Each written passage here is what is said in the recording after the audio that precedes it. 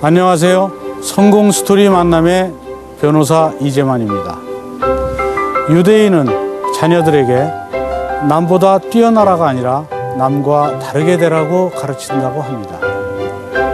남과 다르게 되려면 남들이 다 가는 길을 똑같이 가는 것이 아니라 자신만의 길, 자신이 좋아하는 일을 찾아야 한다고 합니다.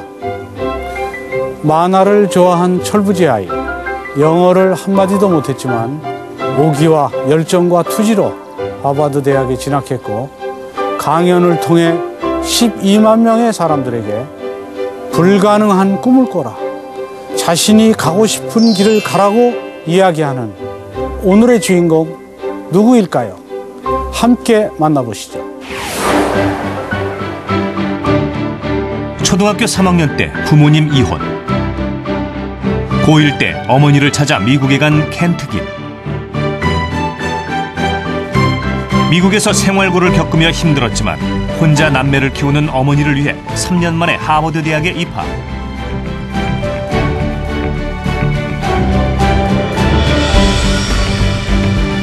대학생 시절 전 세계 10,000명의 정치, 경제, 문학의 리더에게 편지를 쓰고 100명이 넘는 CEO와 명사들에게 답장을 받았다. 하버드 대학 졸업 후 한국으로 돌아와 불우한 청소년들을 위해 강연을 하고 봉사활동을 하는 켄트김. 자신의 세속적인 성공을 버리고 아름다운 나눔을 전하며 희망의 메시지를 전하고 있는 그를 만나보자.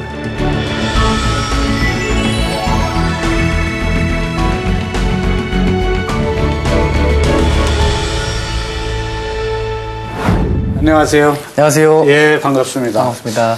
이게 직접 만나보니까 생각보다 굉장히 미남이시네요. 아유. 마치 영화 배우를 만나는 것 같습니다. 몸둘 바를 모르겠네요. 근데 이제 켄트김 씨는 그 불우한 시절을 딛고 하버드 대학에 진학했다는 얘기를 들었는데, 네네. 더군다나 하버드 대학에 재학 중에는 그 10,000명의 그 멘토들에게 편지를 보내서 답장도 받았고, 네. 또 대학을 졸업한 후에는 청소년들, 네. 또 직장인들에게 강연도 많이 하신다고 하는데, 네네. 그 강연에서 강조하는 것이 무엇이 있나요? 그러니까 제가 그 어린 시절에 좀 뭐랄까 이렇게 부모님도 헤어지시고 어떤 그런 상처 아닌 상처, 예. 이제 이런 거를 겪고 크다 보니 좀 학생들한테 같이 공감하고 나누고 진심으로 통하고 싶은 것들이 있어서 강연에서는 주로 동기부여를 많이 이야기를 합니다. 예. 그래서 어떠한 처지에서도 환경에서도 할 수 있다. 예. 도전해 볼 만하다. 예. 어떤 그런 것을 주제로 이야기를 합니다. 아, 그러시군요. 그럼 아까 그 어린 시절에 네. 부모님도 서로 헤어지셨고, 네. 이래서 좀 어려운 그런 시절을 보냈다는데, 네. 그 어린 시절이 어땠는지 좀 궁금한데요. 예. 초등학교 3학년 때 저희 부모님이 이제 이혼을 하셨고요. 예, 그러시군요. 요즘은 뭐 워낙 많아서 트렌드가 됐긴 하지만 그 당시에는 그래도 아직도 좀 쉬쉬하는 그런 시기였고, 그랬죠. 어머니는 이제 이혼하시고 미국으로 유학을 가셨고요. 예. 그리고 저는 이제 친가 아버지랑 이제 친할아버지, 친할머니랑 살게 되었고, 예. 그리고 그렇게 7년을 살다가 중3 때 아버지께서 이제 재혼을 하시고, 예. 네. 그래서 어머니랑 살려고 미국으로 이민을 가게 됐습니다. 아, 그러셨군요. 네. 몇 살 때예요, 그때가? 제가 미국에 건너간 건 17살 되던 때였습니다. 그럼 그 어린 시절엔 꿈은 무엇이었나요? 그 당시에 저는 꼬마 때는 꿈이 사라졌죠. 예, 부모님의 어떤 그게 굉장히 큰 충격이었고, 많은 상처를 입으면서 꿈을 꿀 수 없는, 굉장히 어떻게 이 하루하루를, 엄마를 어떻게, 엄마를 그리워하면서 그렇게 생활을 했던 것 같아요. 그래서 그 당시 큰 꿈은, 엄마를 아프게 한 어떤 그런 거에 대한 복수심이 굉장히 컸었죠. 그 당시에는. 그렇다면 그 당시 영어 공부를 좀 하셨나요? 아니면 회화는 되셨나요? 미국 갈 때? 중학교 때 공부가 이제 우리가 영어를 공부했던 어떤 문법 위주의 공부였지만 실제 생활 영어는 뭐 hi, 뭐 fine, thank you 뭐 이 정도.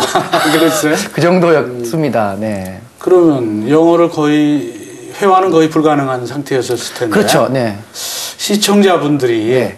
그 점이 상당히 궁금해 하실 텐데 네. 3년 반 만에 영어도 못하는 고등학생이 하버드 대학에 입학했다. 그 미국 학생들도 네. 들어가기 힘든 대학인데 네네네. 어떻게 그게 가능한가요? 제가 느끼기에 한국인의 어떤 어떤 근성이라는 게 그때 발휘되는 것 같아요. 그렇군요. 그러니까 저희가 넉넉한 상황도 아니었고 네. 그 당시에는 이제 미국 건너가서 한 3년 동안 아버지랑 인연도 끊었었고 네. 그렇기 때문에 경제적으로 도움도 안 주셨고 어머니께서 혼자 고생하시는 모습 그리고 전 여동생이랑 같이 갔기 때문에 오빠로서 여동생을 또 지켜줘야 된다는 부분. 네.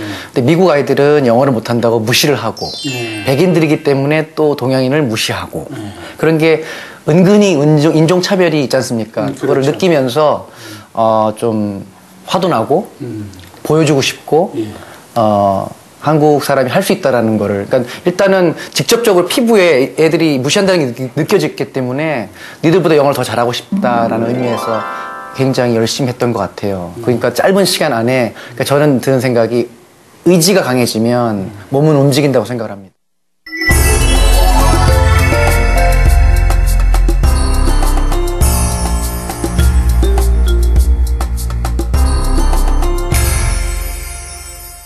하버드 재학 중에 네.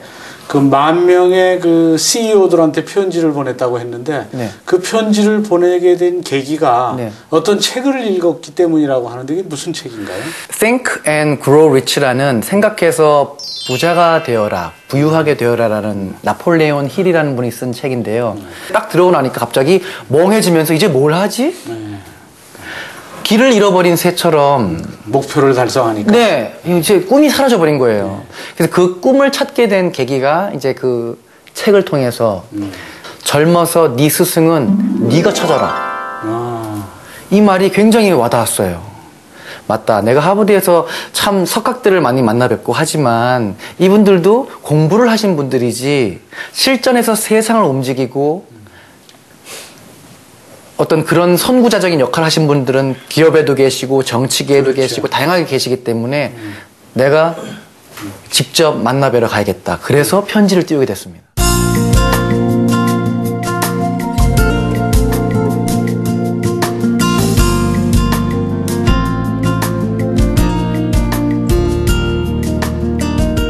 만 명한테 편지를 보내서 결국 한 100분 정도한테서 답장을 받았다고 하는데 네네. 그 가장 기억 남는 분은 어떤 분이고 또 그리고 어떤 조언들이 담긴 답장이 왔나요? 처음 답장은 그 일본의 미쓰비시 사장님, 그 당시 벤 마키아라 사장님인데 답장이 오니까 제가 솔직히 놀랐어요. 이분들 한가하신가? 그렇게 생각. 그러면서 젊은 이 한국의 청년을 챙겨주시는 거에서 굉장히 감동을 받게 되었고 워런 버펫은 그분은 친필 답장을 일주일 만에 답장이 왔고요. 달에 갔다 오셨던 글렌 상원 의원, 또 요요마, 예후디 메누힌이라고 4살 때 바이올린을 키시고 지휘자로 굉장히 유명하셨던 분인데 돌아가시기 2달 전에 답장을 써주셨어요. 소니의 아키오 모리타 회장님은 비서가 저한테 답장을 써주시면서 지금 식물인간이 되셨는데 아마 식물인간이 아니셨더라면 만나주셨을 것이다. 굉장히 이런 진취적인 도전적인 청년들을 좋아하시는 분이시다라는 말씀과 함께 그분의 자서전을 보내주셨어요. 한 분이 이제 이런 말씀을 보내주셨어요. 불가능한 꿈을 꿈꿔라. 코닥 회장님도 자기 아들도 소개시켜 주시고 이제 답장을 써주셨는데 전반적인 내용의 흐름이 이런 거였습니다. 이 사회에서 선호하는 직업, 다른 사람들이 숭배하고 숭상하는 그런 직업이 아니라 자네가 정말 미칠 것을 찾게. 이게 테마가 있었습니다. 왜냐하면 제가 그때 딱 3학년 때였고요. 대학교 3학년 때였고 대부분의 하버드 출신들은 경제학 출신들은 월가를 가거나 컨설팅으로 들어가서 그 다음 몇 년 일하다가 MBA를 받고 고액 연봉 받고 이제 그러다가 CEO가 되는 어떤 그런 구조였는데 막상 하버드라는 곳에 가게 돼서 제가 생각이 든 거는 왜 내가 똑같이 그들과 걸어야 되는가에 대한 의문을 하기 시작했다는 거예요. 거기에다가 그분들의 편지를 받으니 그분들이 어떻게 보면 저의 멘토님들이었고 그렇죠. 손수 제가 답장이 이렇게 와주시면서 아, 이분들이 해주시는 말씀이 뭔가 진실이 담겨 있을 것이다. 자네가 하고 싶은 것을 하라. 그걸 하려면 굉장한 용기가 필요했습니다. 그렇겠죠. 예. 그리고 굉장히 쉽지 않은 길이었지만 그분들의 말씀이 그리고 많이 돌아가시기도 하고 하셨지만 그분들의 말씀이 저한테 피가 되고 살이 된 것 같아요. 그분들한테 조언을 받기 위해서 편지를 보낸 켄트킴도 대단하다는 생각이 드는데 이제 그 편지를 처음에 썼을 적에 굉장히 이제 고민을 했어요. 비서가 먼저 받을 것이다. 비서가 그거를 뜯고 열었을 때 걸리는 시간은 보통 60초 안에 사람의 글을 읽습니다. 그럼 그 60초 안에 이 사람이 납득이 되고 설득이 되어야 이것이 뭐 회장님이 됐건 상원 의원님이 됐건 그 당시 제가 CIA 국장님한테도 답장 받았었거든요. 장군님들도 보내고 먼저 비서가 납득이 돼야 되고 그 다음에 회장님이 보시고 아, 얘 답장을 써줘야겠다라는 마음이 움직이려면 이 안에 장치를 많이 해놔야 됐습니다. 결국 심리적으로. 그래서 이제 제가 말씀드렸던 거는 저는 젊은 방랑검객입니다. 제가 무협소설을 좋아했거든요. 아, 방랑검객? 방랑검객입니다. 제가 오늘 편지를 띄우는 이유는 사부님이 그 분야의 마스터라고 생각하기 때문입니다. 강호의 고수님한테 한 수 배우고 싶습니다. 미래의 리더가 되려면 오늘의 리더한테 배워야 된다고 생각을 합니다. 미래에 누군가 중요한 사람이 되려면 오늘 중요한 고수님한테 초식을 하나라 배워야 된다고 생각을 합니다. 1년에는 365일, 하루에는 24시간, 1시간에는 60분, 저한테 1분만 그러니까 부담을 최소화시켰죠. 1분만 해서 사부님께서 직접 만나주시면 좋겠지만 바쁘실 테니 1분 동안에 저 같은 젊은 친구한테 살아오시면서 느꼈던 것 중에 하나만 알려주시면 제가 평생 그걸 담고 가겠습니다. 그 다음에 맨 마지막에 추신. 이 편지가 구겨져서 저 쓰레기통에 버려지지 않길 바라며 땡땡땡 하면 버리시려고 하시다가 거기서 딱 걸리시는 거예요. 헉! 이러면서 해줘야겠다.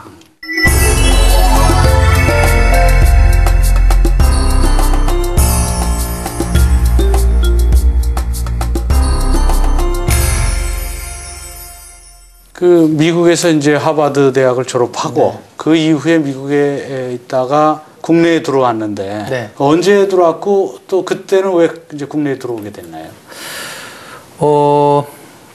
2002년 2월 달에 저희 어머니 암을 발견했습니다. 저는 그때 처음에 암이라 그래서 뭐 요즘 의학이 발달했으니까 아주 쉽게 아무 별 의미 없이 이제 그랬는데 석 달 만에 돌아가셨어요. 5월 7일 날 어버이날 하루 전날 어머니 연세가 그 당시 55이셨습니다. 제가 딱 30. 그러니까 저한테는 어머니라는 존재는 제가 살아있는 이유였어요. 어머니께서 고생하시고 여자 혼자서 아이들 둘이 미국 생활이 쉽지가 않거든요. 그리고 그 당시에 저희 외할아버지 덕분에 저희는 삶을 영위할 수 있었고 그래서 엄마를 보호해야 된다라는 거. 근데 어머니께서 갑자기 그렇게 석 달 만에 돌아가시고 어머니를 묻고 나서 그때가 딱 그러고 이제 월드컵 2002년이 됐죠. 공황 상태가 왔습니다, 제가. 그러니까 모든 살아왔던 의욕 이런 것들이 다 꺼지더라고요. 다시 생각하게 됐습니다. 과연 내가 지금 미국에서 잘 나가면 무엇하고 월가에서 잘 나가면 무엇하고 돈을 벌면 무엇하고 가족 곁에서 돌아가실 때까지 내가 있어 드리는 게 어머니를 묻어보니까 깨닫게 되었어요. 저의 입신양명, 저의 금이 환영보다는 소박하지만 내가 사랑하는 가족들 옆에서 있어 드리는 것이 저한테는 더 큰 의미로 다가왔습니다. 어머니가 돌아가실 때 석 달 동안 병원에서 같이 있는 게 뭐가 그렇게 중요한가? 어머니랑 저랑 여행 다녀본 것도 별로 없어요. 그냥 뭔진 모르지만 달려오기만 했던 거예요.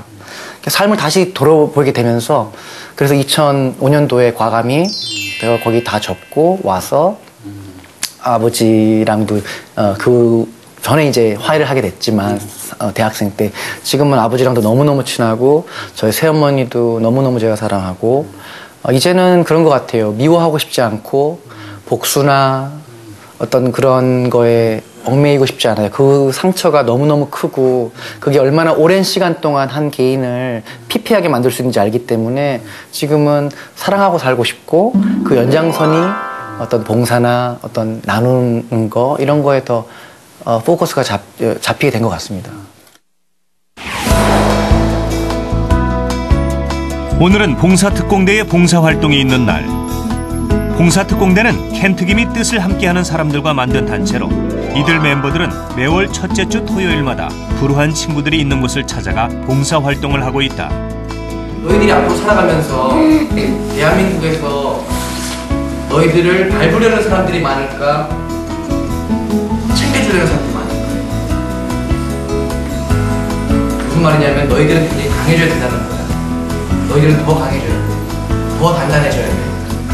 이 친구들이 이렇게 자주 저 같은 사람을 만날 수 있는 게 아니기 때문에 기회가 있으면 이렇게 와서 얘기를 나누고 소통을 하고 꿈이 없다 하더라도 박수를 쳐주고 어느 누구도 비난을 하지 않고 그런 것들이 잠깐이지만 얘들한테 돈으로 환산할 수 없는 추억이 되거든요. 저는 한 번 하지만 얘네들은 평생 가더라고요. 그걸 갖고 가더라고요. 켄트김은 강연이 끝난 후 파트너 송기환 군과 함께 랩을 선보인다.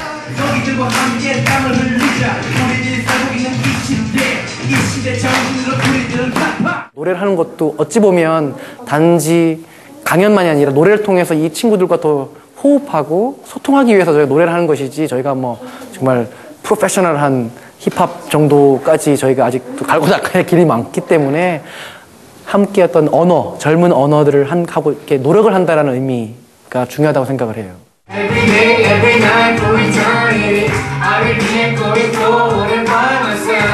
10대 청소년들의 꿈과 삶에 대해 노래하며 그들과 소통하는 켄트김. 멋진 모습이다. 나이가 들어서 성공하고 나서 베푸는 거라고 생각하지 않아요, 저는. 열심히 사는 것도 지금 해야 되는 거고 열심히 돈을 버는 것도 지금 해야 되는 거고 나누는 것도 지금 해야 된다고 생각을 해요. 나이가 들어가면서. 그러니까 뒤로 미루는 게 아니라 오늘 할 일은 오늘 한다. 그래서 예전에 받았던 제 상처들이 있기 때문에 이 친구들을 더 이해할 수 있고 그래서 같이 공유함으로써 저는 힐링이 된다 생각을 하고 치유가 된다고 생각을 해요. 진정한 리더는 위에서 군림하는 것이 아니라 밑에서 봉사하는 것이라고 생각하는 켄트김. 그는 지속적으로 어려운 아이들과 청소년들을 위해 재능 기부를 하고 있다.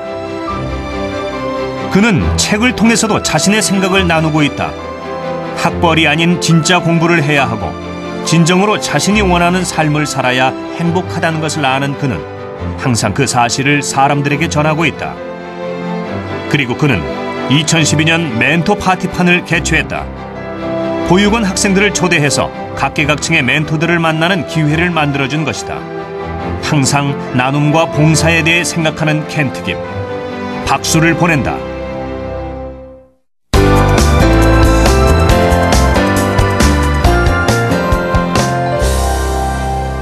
이번에는 이것이 궁금하다 베스트 5 시간입니다. 사람들이 켄트킴에게 궁금해하는 질문들을 모아서 질문 베스트 5를 만들어 보았는데요. 먼저 5위부터 살펴보도록 하겠습니다.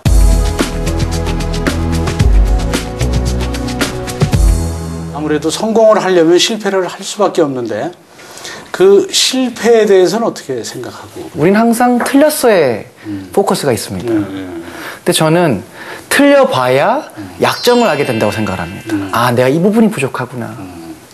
그래서 실패를 사랑하라. 태어나서 한 번도 실패해보지 못한 사람이 진정한 실패한 사람이라고 생각합니다. 그럴 수도 있겠네요. 예. 왜냐하면 시도해보지 않았다는 걸. 그렇죠. 예. 쉬운 길만 걸었다는 뜻이 되기 때문에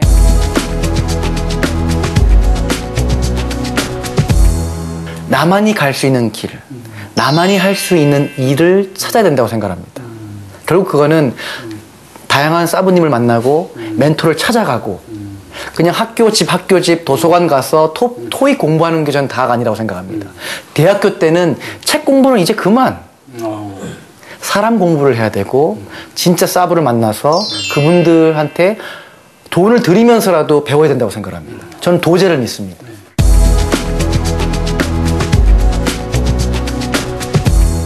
그 세븐아워스 프로그램이라고 하버드 네네네. 시간관리법으로 유명한데 네네. 그건 어떤 건가요?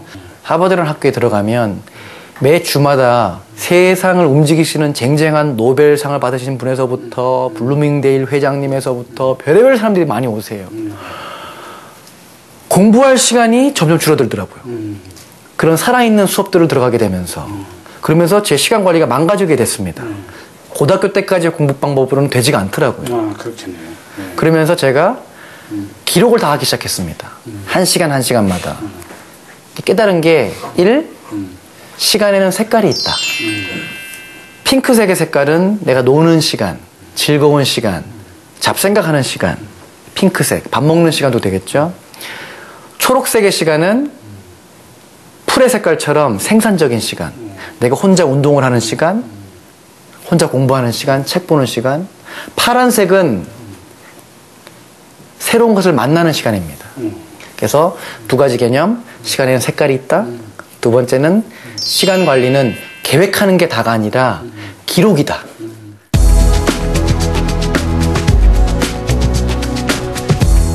앞으로 또 도전하고 싶은 것은 무엇이 있나요? 저는 미국에도 은혜를 입었다고 생각을 해요. 왜냐면 그 당시에 저는 한국 청소년이었고 한국 국적을 가진 사람한테 학교가 기회를 줬습니다. 그래서 저는 감사합니다. 그래서 저는 하이브리드입니다. 한국이지만 미국인입니다. 그래서 저는 두 나라가 저한테는 다 고마운 존재고 이런 판을 잘 만들어 놓고 전 그러니까 제 인생의 이제 어떤 뭐 초반 뭐 중반까지는 한국에서 제가 배운 것들을 많이 해서 여기를 다져주고 싶고요. 후반기는 미국에 가서 은혜에 보답하는 겁니다. 그게 제 아마 새로운 도전이 될 것 같아요.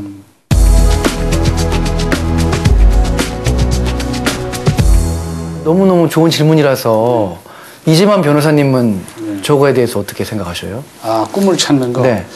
제 경우는 이제 젊은이들에게 희망이 있으면 그 희망의 땅을 향해서 주저하지 말고 앞으로 나가라. 나아가면서 결코 희망의 땅에 도달할 때까지 포기하지 말라고 얘기하고 싶어요. 갑자기 뒤바뀌었네, 질문이. 다시 질문할게요. 저는 아까도 말씀드렸듯이 저의 꿈을 찾을 때 답은 저 안에 있다고 생각을 합니다. 그 수많은 멘토님들이 해주셨던 그 편지의 답장도 그거였던 것 같아요. 답은 네 안에 있다. 네가 찾아라. 지금까지 얼떨결에 어머니를 잃게 되면서 이렇게 어떻게 보면은 교회에서 강연을 하기 시작된 게 저한테 강연을 하게 되었고요. 전혀 계획이 없었던, 전혀 상상도 못했던 그런 일들이 일어나는 걸 경험했기 때문에 꿈은 살아가면서 생기기도 하고 사라지기도 하는 것 같아요. 너무 하나의 꿈에 저는 연연하지 않고요. 살아있는 동안 많이 사랑하고 싶고 나누고 싶고 그리고 행복하게 죽고 싶습니다. 아, 그러시군요. 끝으로 이 시대를 살아가는 사람들에게 꼭 들려주고 싶은 말이 있다면 한마디 해주시죠. 이제 한국에 돌아와서 이야기를 들을 때 많은 분들이 그럽니다. 아, 요즘 젊은 것들 싹수가 노래, 아, 옛날 같지 않아 라고 치부하시거나 그들의 이야기를 들으려 하지 않으시는 경우도 많습니다. 그래서 저는 요즘의 아이들이 패기가 없어지고 꿈을 꾸지 못하는 것이 이 젊은이들만의 잘못이 아니라 젊은이들이 꿈을 꾸지 못하는 어떤 환경을 만들어 주신 것도 어찌 보면 기성세대 분들이 만들어 주신 것이기에 조금은 더 먼저 마음을 열고 좀 더 땡겨 주시고 좀 더 위로해 주시고 그래 힘들지 니들 그렇게 서로 나뉘는 게 아니라 서로 스킨십을 하고 서로 안아주고 그럴 때 우리가 폭발적인 힘을 발휘할 수 있다고 생각을 합니다. 우리가 다 광개토의 후예고 세종대왕의 후예고 우리는 다 한국 사람이 아니겠는가. 해외 동포도 와서 한국을 위해서 일할 수가 있고 교포들 한국말 하나도 못해도 못한다고 왜 니들 한국말 못해? 라고 야단치시기보단 그래 그럴 수도 있겠지. 조금 더 이해해 주시고 젊은 애들이 그래 꿈이 없을 수도 있겠지. 얼마나 힘드니? 그러면서 조금은 더 이해해 주시고 멘토링 많이 해 주시고 그러면 더 좋을 것 같습니다.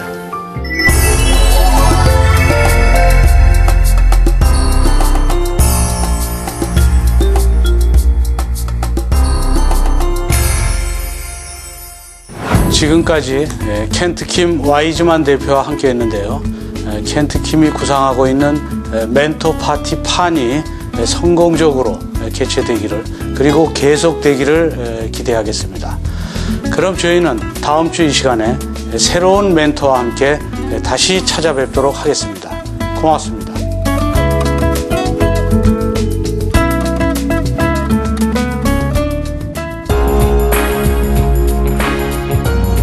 실패를 해보지 않은 사람이 제일 실패한 사람이다. 재미가 없다면 어떻게 일할 수 있겠느냐고 말하는 켄트킴. 그는 생각한 것을 주저하지 않고 바로 실천해 옮기는 용기 있는 멋진 신세대입니다. 켄트킴의 활동이 앞으로도 우리 청소년들이 진정한 사랑과 봉사를 실천할 수 있는 큰 밑거름이 되기를 기대하겠습니다.